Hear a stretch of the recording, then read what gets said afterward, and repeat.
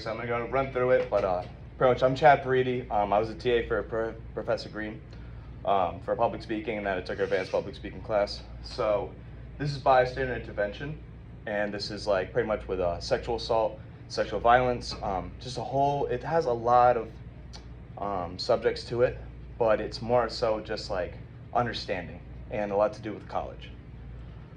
So, like I said, it's a trigger warning. I'm using a lot to do with like male and female, nothing really like binary, anything like that, okay?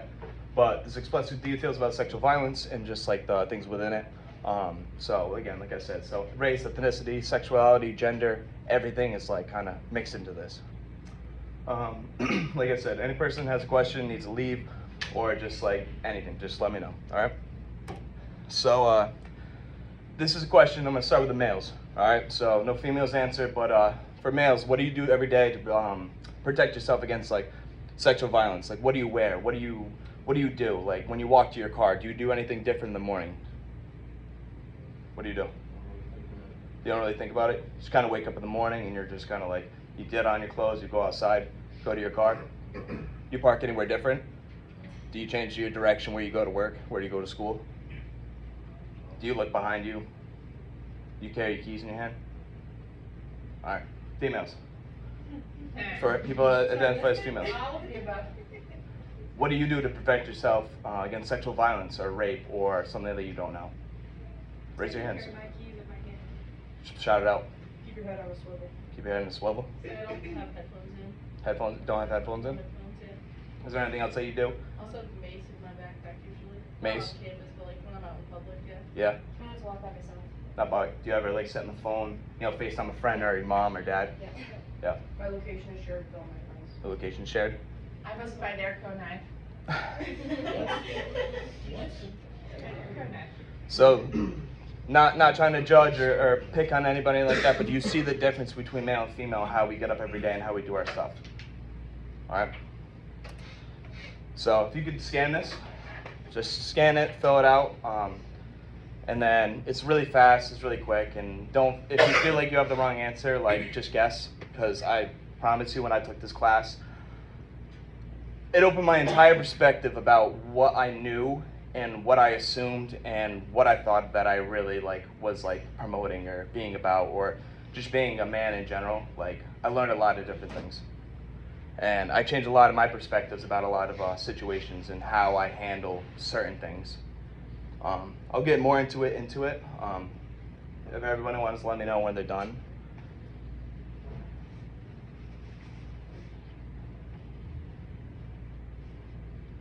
Thank you very much.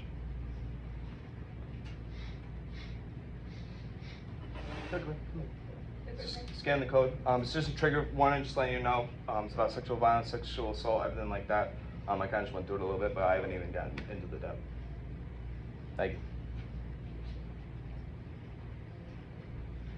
The course last semester, so it's like Take. they took the course last semester, so it's like refresher. Yep. No. You're an athlete. Yeah. What do you do? Football. Football. Yes, I've seen his stand speeches a bunch of times. Keith? That's every last year. Yeah. Good. You like the class? Yeah, I enjoyed It it. was good. Yeah. So I just became an I-standard. I'm a TA next semester for Bystander Intervention. I'm gonna let everybody know, like my friend Sean did it. My friend Sean, I've known him since I was 16. We met at traffic court, okay? And I met him, became good friends. I was coming to URI, he goes, hey, what do you want to do? I go, I want to do business. He goes, you want to do business? I go, yeah. He goes, you good at math? I go, fuck, no. You know what I mean? I'm not good at math. And he goes, well, why not communications? Like, you like talking to people, you like being in front of people, you like, you kind of like, teaching. I was like, all right, and then I'm taking on my first freshman year, it's the end of my sophomore year right now, and he goes, I should have told you about the class Bystander Intervention, but like, did you want to get into it? And he goes, you should totally look into it. You and Keith would probably hit it off. I was like, oh yeah, give me the class, like whatever. I got into it, and I'm like, I have been like totally taken out of my own everything. Like this entire once you finish the quiz and we go through all of this, you'll see kind of what I'm talking about. This is like an overview of the entire, not the entire class, but what I personally took from the class and what made me feel a little bit different. Because right now, literally the class is going on right now, and we're talking about child molestation. So that's like part of the class. Okay, so there's a lot to do with the class. It's not just specifically what I'm going into, but this is my takeaways more so from what Bystander Intervention is to me. Because as college kids, college students, peers, I'm 23. So I'm a little bit older than some of the people here, but even at 23, like, this is stuff that I should have known when I was 16, when I was 17, when I was 18, going into these kind of situations. I can give you a situation that just happened in Western Rhode Island, where I'm from. I went to Wesley High School, and just recently a restorative officer, restorative coach, some of you go to like your school detentions, like in-school suspension or whatever. You sit down with it. It's you and the resource officer. A 16-year-old girl was found sleeping with the resource officer. Now, that's not even the base of it. So now, you know, he kind of gets in trouble, gets laid off with pay, whatever, this is going on. She now is saying rape. And there's a really big conversation because the consent in Rhode Island is 16, okay? So now within the case of it. So she says this, he says that, he said, she said, but the principal of the school, so now the reason I'm educating you is because I went to the school, as the principal was like, hey, let me get your juniors and your seniors before, this is a Friday before Monday when it got released. I go, please, let me come and inform you, you know, because I would like to know this when I was in high school, you know? No, we're not gonna, you know, Monday morning she replied to me, she's like, no, we're not gonna pursue with it. Monday afternoon, this gets blown up out of proportion. So now they just fired one of the teachers at the school and the principal resigned and the resource officer still works for the school. But now the new principal is his cousin. So, a lot to do with internal affairs, but, you know, I emailed her again when he resigned. I was like, are you sure you would not like me to put something in place for you so that I can inform your juniors and your seniors about like, sexual violence, sexual assault? No? Okay. So now I'm educating you guys. And I would love to do it for everybody, honestly. So is everybody done with the quiz for the most part? Yep. All right, guys ready? I'm that deep. All right. Who's from Rhode Island? Just raise your hand. Yeah? I'm only going over Rhode Island specific laws. There's some things that transfer over from Rhode Island to all 50 states and territories, like restraining orders. You get a restraining order on somebody, right? That carries across all 50 states and territories. That doesn't, Native American territory does not matter. All right? So I'm just going to dive more deep into it. Who I am, from West Rhode Island. I'm a full-time student here at URI. I took 19 credits this semester, and I'm interning with the Public Affairs Department from the National Guard. So like I said, I'm an Army veteran. It's a veteran on paper. I've been in 4 years right now, but I was on COVID orders for 3 years as soon as I got back from training. So, and I bartend. I work at a private yacht club. I love it so much, and I love talking to people. So that's me. This is Keith LaBelle, like you said before. Keith is an amazing, amazing, amazing guy. He's very passionate about this. He's been working on this I Stand everything, sexual violence, since he was an undergrad here at URI. And if you're an athlete or Greek life, you've probably heard him talk before. He's talked in front of many, many, many high sports, like the Patriots. He's been in front of. He's been. I'm skipping on a couple of things right now, but he's a great guy, great influence. You go talk to him anytime you want, and he will be there to listen to you. Even if it's not about sexual violence, it's just about your life. He'll sit there and talk to you.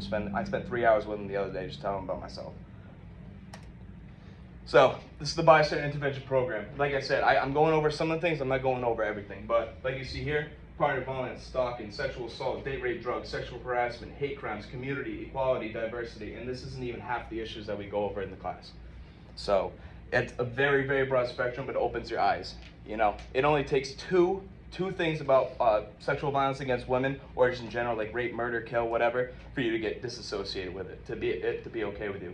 Like you put Law and Order on the background when you're folding laundry, like it's house music, right? This is I Stand at URI. So this is the first booth I ever did.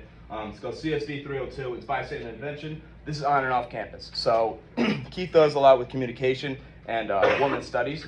So this is a big portion of it. But bottom line of being a federal funded institute, being a part of that is Title IX. So it's anything on campus that has to do, so any state property of URI, it's a forbidding sex discrimination and it's like pretty much protecting you as a person to make sure that you get the correct education if something happened to you within sexual violence, sexual assault, sexual harassment, stalking, whatever the case.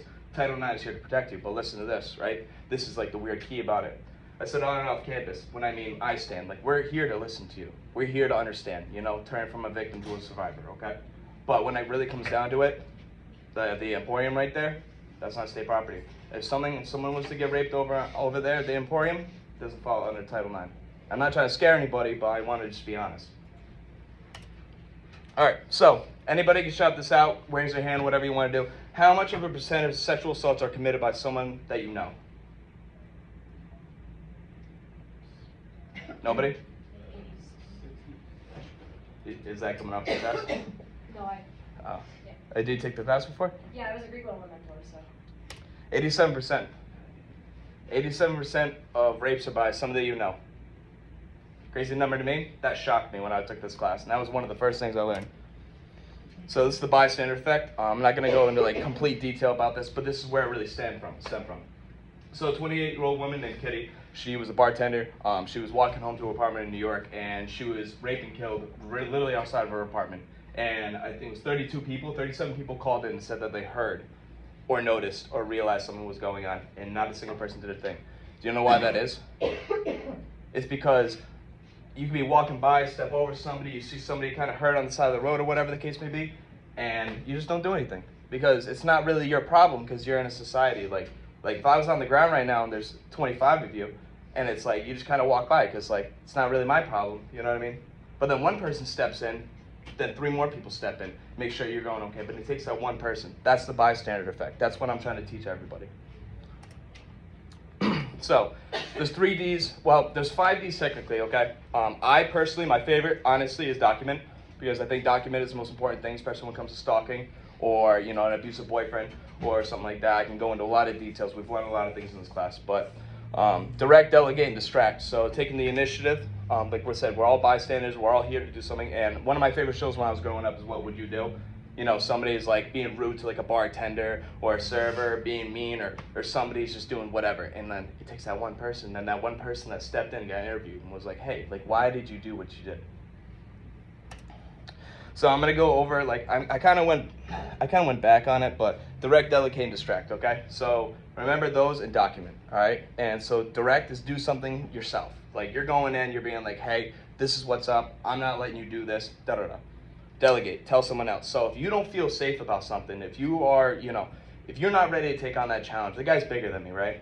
I'm gonna be like, hey, police officer, you know, it seems like snitching, but I'm protecting somebody. Hey, like, can you go take care of this? I don't know what's going on, but I want to make sure they're safe. All right? And then distract. Listen, worst comes to worst, I see a girl getting like picked on at the bar, or like something's going on, spill my drink on her. Make sense? And then document. Just keep writing down what's going on. Figure it out. Let somebody know. So more than one person knows. If something happens to you, at least they know. At least you have some backup on it. All right. So I'm gonna go over some like situations. Just shout it out. It's okay. Your roommate says the same car's been following her for the past 2 weeks, sitting at the stop sign by your house. This has been going on for 2 weeks straight, literally every day. What would you do? Call the cops? Okay. But what about, you know, this has been going on for 2 weeks, you know, document it, write it down, be like, hey, this has been going on, then let the cops know, hey, you have a solid case. That's the problem with stalking, is like, yeah, this person's stalking you, but it's like, you need cold hard facts. You need picture every day. You know, the same car's following me, take a picture of that car, that license plate, whatever the case. You know, call the cops, you know, let them know this is going on. You and your friends are at the mall, and your friend's rating a girl, she walks by. It's like, oh, look at that, she's 6, she's 7. What would you do? Probably just ask why. Be better things to talk about. Yeah. So delegate, you know, just kind of move the conversation, be like, don't want to talk about that. You know, it's not really fair. You're out with your girlfriend at a party and you see a man carrying an intoxicated girl out of the building. What would you do? Stop. Shout it out, it's fine. I actually did this once. I was driving home once and this guy was carrying an intoxicated woman. I stopped and asked what was happening, why was the woman screaming and everything, and I called the police and stayed in the spot until the police came. Yeah. So you pretty much, I'm skipping out there, but you directed the situation. You figured out the situation, or sorry, wow, I'm losing myself right now, I'm sorry. Yeah, so you did distract and delegate, and that's what you did. Whew, my bad. So, and then a couple yelling at each other down the hall and the male pushes her. What do you do? I would immediately intervene. I've done it before with my friends, but immediately intervene. Do you know what I'm saying? So it's just one way or the other. You just got to do something. That's the whole point about this bystander intervention, is doing something. Doing something, just anything. But as long as, you know, you're there to protect somebody else. You know, I'm not saying you got to be a vigilante, but knowing that, like, you know, not everybody has this kind of a situation, you know, as you do. So I'm going to go more into depth into it, but So sexual assault. So like I was talking about Law and Order. I love Law and Order, SVU. I thought it was like my favorite show growing up. I used to watch with my mom. But now I'm looking back at it, I'm like, that was kind of weird. You know what I mean? Like I'm not trying to mess you guys up or anything, but listen. So 90% of sexual violence on campus is the same 8% of people. It's the same perpetrators. And I'm not trying to stereotype and make it that 8 people, because sometimes that 1% goes out. You know, sometimes another person does it and only does it one time. It can happen. But most of the time, it's 7 or more per rapes per perpetrator. If that makes any sense. It's the same person doing this kind of stuff. You'll see things, there's a Twitter, people will comment the same names. And I'll go more in depth about what I'm doing for the Public Affairs Department literally this month.